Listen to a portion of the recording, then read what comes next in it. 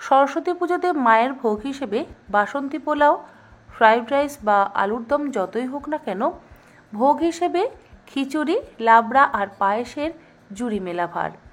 খিচুড়ি, পায়েস আর লাবড়া যদি না হয়, আমার মনে হয় পুজোর ভোগটা যেন অসম্পূর্ণই থেকে যায়। নমস্কার বন্ধুরা, তন্হির পাকশালাতে সবাইকে স্বাগত। আজকে আমি আপনাদের সঙ্গে খুবই সহজ পদ্ধতিতে খিচুড়ি এবং লাবড়ার রেসিপি শেয়ার করব। তাহলে দেখে নেওয়া যাক আমার আজকের এই সরস্বতী পুজো স্পেশাল ভোগের রেসিপি। চচ্চড়ি বা লাবড়া যেটাই বলেন না কেন, সেটা বানাবার জন্য নিয়েছি এখানে পেঁপে, শিম, আর পেঁপেটা একটু বড় টুকরো করে কেটেছি। শিমগুলো লম্বা লম্বা, তাই অর্ধেক করে কেটে নিয়েছি। বেগুন, মিষ্টি কুমড়ো, কুমড়োর সাইজটাও একটু বড় টুকরো করে কেটেছি। আর তার সাথে এখানে ব্যবহার করেছি শীষ পালং। আর নিয়েছি 3টে মিডিয়াম সাইজের আলু। এগুলো যেহেতু নতুন আলু, তাই খোসাটা আমি রেখে দিয়েছি। নতুন আলুর খোসাতে কিন্তু একটা আলাদা স্বাদ আসে, সেই জন্য খোসাটা আর আমি ছাড়াইনি। আপনারা চাইলে খোসাটা অবশ্যই ছাড়িয়ে নিতে পারেন। রান্নাটা করবার জন্য কড়াইতে দিয়ে দিলাম 4 টেবিল চামচ পরিমাণে সর্ষের তেল। তেল গরম করে নিয়ে এর মধ্যে আমি 10 থেকে 12টা বড়ি ভেজে নেব। গ্যাসের ফ্লেমটাকে মিডিয়াম টু হাইতে করে দিয়ে বড়িগুলোকে একটু কড়া করে ভাজবো। বড়ি যদি একটু কড়া করে ভাজা হয় না, তাহলে সবজি বা তরকারির মধ্যে দেওয়ার পরও কিন্তু ভেঙে যায় না। আর যদি ভাজা কম হয়, তাহলে আবার একদম ভেঙে গুঁড়ো গুঁড়ো হয়ে যায়। সেই জন্য আমি একটু কড়া করে ভেজে তুলে নিলাম। এবার বাকি যে তেলটুকু রয়েছে, সেই তেলের মধ্যেই বেগুনের টুকরোগুলো দিয়ে বেগুনটা ভেজে নেব। বেগুনটা আলাদা করে ভেজে তুলে রেখে দেব।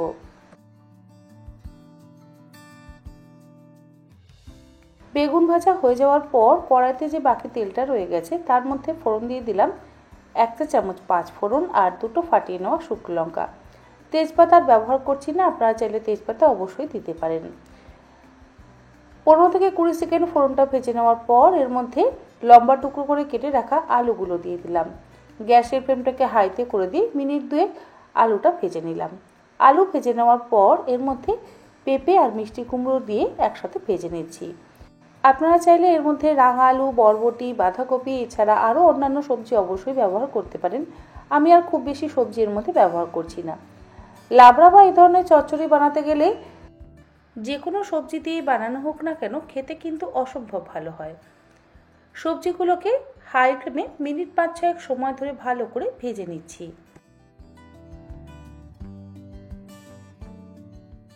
সবজি ভাজবার সময়তে এর মধ্যে দিয়ে দিচ্ছি স্বাদ অনুসারে লবণ, যাতে সবজিগুলোর মধ্যে লবণটাও চলে যায় আর সবজিগুলো তাড়াতাড়ি সেদ্ধ হয়ে যায়। আলু, পেঁপে আর মিষ্টি কুমড়ো ভেজে নেওয়া হয়ে যাওয়ার পর এর মধ্যে দিয়ে দিচ্ছি কেটে রাখা শিম। শিম দিয়ে এবার আবারও মিনিট 3-4 হাই ফ্লেমে ভেজে নিচ্ছি।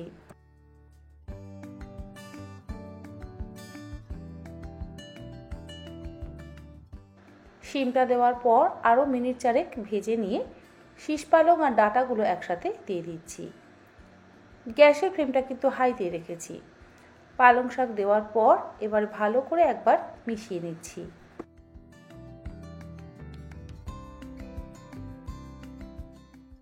শাক আর ডাঁটা মিশিয়ে নেওয়ার পর এর মধ্যে দিয়ে দিচ্ছি 1/2 চা চামচ পরিমাণে লঙ্কার গুঁড়ো। কাশ্মীরি লঙ্কার গুঁড়ো কিন্তু ব্যবহার করছি না। আর দিয়ে দিলাম 1/2 চা চামচ পরিমাণে হলুদ গুঁড়ো। খুব বেশি মশলা আমি এর মধ্যে ব্যবহার করি না। জিরে গুঁড়ো, ধনে গুঁড়ো বা আদা বাটারও কিন্তু ব্যবহার করছি না, কারণ 5 ফোড়নেই একটা আলাদা গন্ধ এবং স্বাদ আসে, আর সবজিতে কিন্তু অসম্ভব ভালো স্বাদ আসে। তাই খুব বেশি মশলা ব্যবহার করবার প্রয়োজন আমি মনে করি না।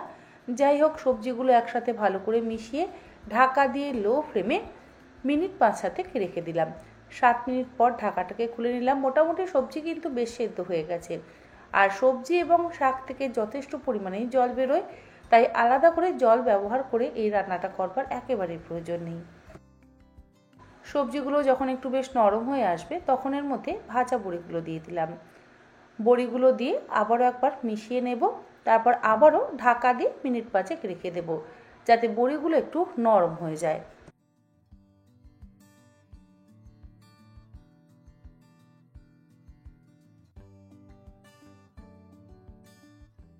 এর মধ্যে আপনারা চাইলে কিন্তু মূলোরও ব্যবহার করতে পারেন। আমি আর মূলোর ব্যবহার করিনি।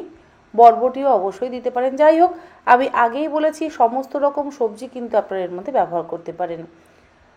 একদম শেষে ভাজা বেগুনটা দিয়ে দিলাম, আর দিয়ে দিলাম 1 টেবিল চামচ পরিমাণে চিনি, তার সাথে 4টে চেরা কাঁচা লঙ্কা। সবজির পরিমাণ অনুযায়ী কিন্তু লবণ, চিনি আর লঙ্কার পরিমাণ ব্যবহার করলাম। আপনারাও আপনাদের নিজেদের সবজির পরিমাণ অনুযায়ী লবণ, চিনি এবং লঙ্কার পরিমাণটা ব্যবহার করবেন।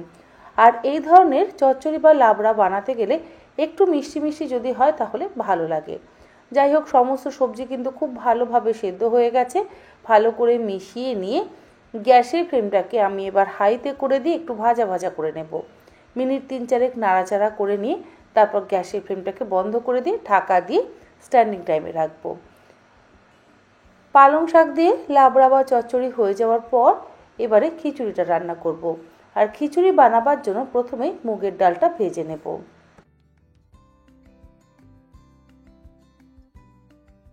কড়াইতে দিয়ে দিলাম 1 কাপের থেকে একটু কম পরিমাণে মুগের ডাল, আর এখানে আমি সোনা মুগের ডাল ব্যবহার করেছি। মোটামুটি 3/4 কাপ পরিমাণে সোনা মুগের ডাল ব্যবহার করছি। গ্যাসের ফ্লেমটাকে মিডিয়াম টু হাইতে করে দিই মিনিট 3-4 সময় ধরে ডালটাকে হালকা লাল করে ভেজে নেব। খুব বেশি কড়া করে ভাজবার প্রয়োজন নেই। বেশি কড়া করে যদি ডাল ভাজা হয় তাহলে ডাল সেদ্ধ হতে কিন্তু অনেকক্ষণ সময় লাগবে। ডাল ভাজা হয়ে গেলে কড়াইতে জল দিয়ে ডালটাকে ধুয়ে নেব। আর অপরদিকে খিচুড়ির জন্য জল বসিয়ে দিচ্ছি। একটা বড় পাত্রের মধ্যে নিয়ে নিচ্ছি 7.5 কাপ পরিমাণে জল।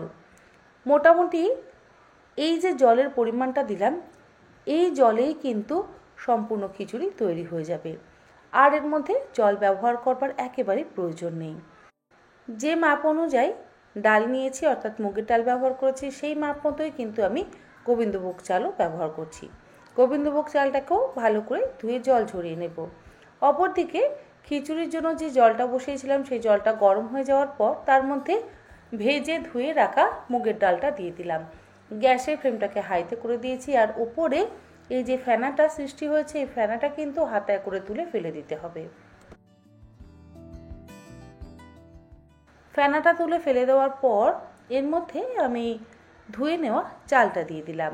আর তার সাথে গুঁড়ো মশলা দিয়ে দিচ্ছি। খুব বেশি গুঁড়ো মশলা অবশ্য দেবো না।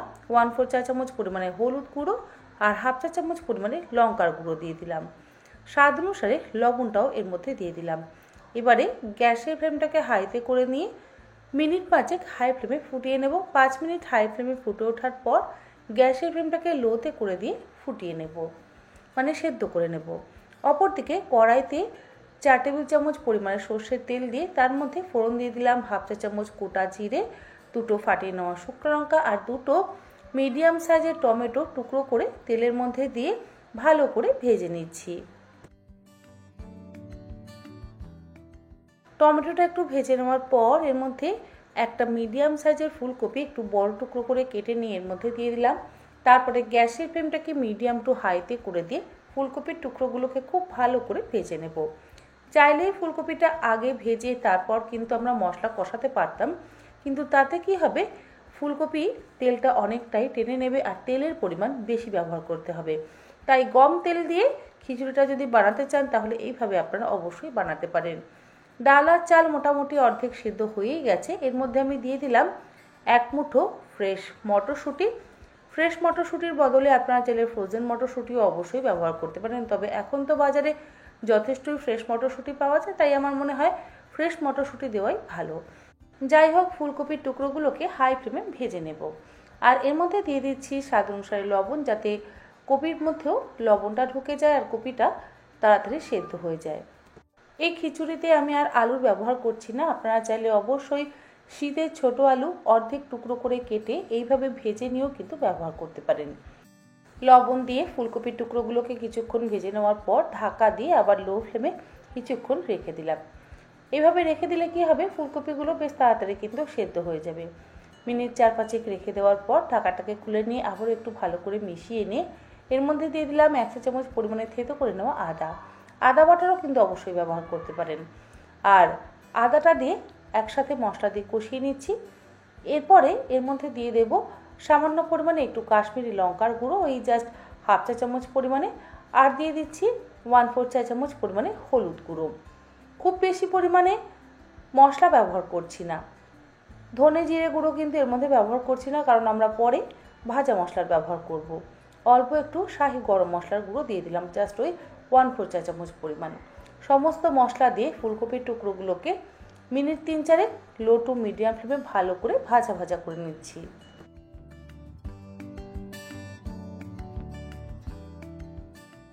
অপরদিকে ডাল আর চাল কিন্তু আমাদের সুন্দর সেদ্ধ হয়ে গেছে। এবারে মশলা দিয়ে ভাজা ফুলকপির টুকরোগুলো দিয়ে দিচ্ছি এই সেদ্ধ চাল ডালের মধ্যে। আর যখন আমরা ডালের ফেনাটা তুলেছিলাম, মানে সাদা যে ফেনাটা উপরে তৈরি হয়েছিল, সেই সময় মোটামুটি হাফ কাপের থেকে একটু বেশি পরিমাণে জল তুলে ফেলতে হয়েছিল, কারণ ওই ফেনা তুলতে গেলে বেশ অনেকটাই কিন্তু জল আলাদা হয়ে যায়। তাই যে পরিমাণে জল আমি তুলে নিয়েছিলাম সেই পরিমাণে জল কড়াইয়ের মধ্যে দিয়ে ফুটিয়ে নিয়ে সেই জলটা এর মধ্যে ব্যবহার করলাম। এবারে গ্যাসের ফ্লেমটাকে বাড়িয়ে দিয়ে অর্থাৎ হাইতে করে দিয়ে ভালো করে মিশিয়ে আরও মিনিট 3-4 সময় ধরে ফুটিয়ে নিচ্ছি। 3-4 মিনিট ফুটিয়ে নেওয়ার পর সবশেষে দিয়ে দিচ্ছি 4-5টা চেরা কাঁচা লঙ্কা, তার সাথে স্বাদ অনুসারে চিনি, লবণ এবং লঙ্কার স্বাদ কিন্তু অবশ্যই নিজেদের স্বাদ অনুসারে দেবেন।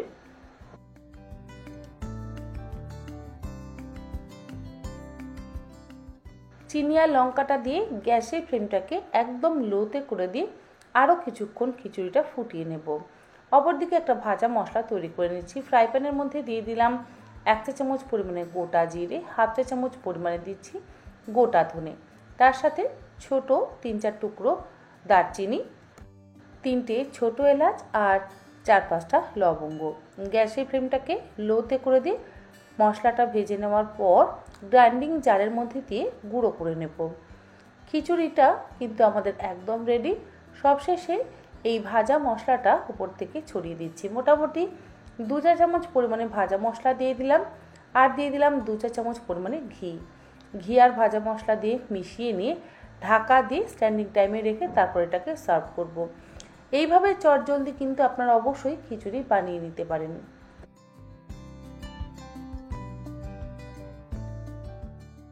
এইভাবে খিচুড়ি আর চচ্চড়ি বা লাবড়া যেটাই বলেন না কেন, সেটা বানাতে কিন্তু খুব একটা সময় লাগে না। আর এর সাথে যদি হয় বেগুনি আর একটু পায়েস বা টমেটোর চাটনি, তাহলে তার কোনো কথাই হয় না। এর সাথে আমি আজকে বানিয়েছি অবশ্য চালের পায়েস। সেই রেসিপিটা আজকে আর শেয়ার করছি না, কারণ এর আগে অনেকবার আমি চালের পায়েসের রেসিপি আপনার সঙ্গে শেয়ার করেছি।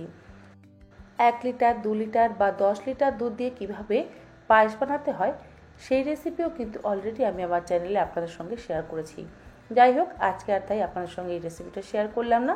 আজ শেয়ার করলাম লাবড়া এবং খিচুড়ির রেসিপি। আজ তাহলে এই পর্যন্ত। আবার হাজির হয়ে যাব অন্যদিন অন্য কোনো রেসিপি নিয়ে। ভালো থাকবেন, সুস্থ থাকবেন। ধন্যবাদ।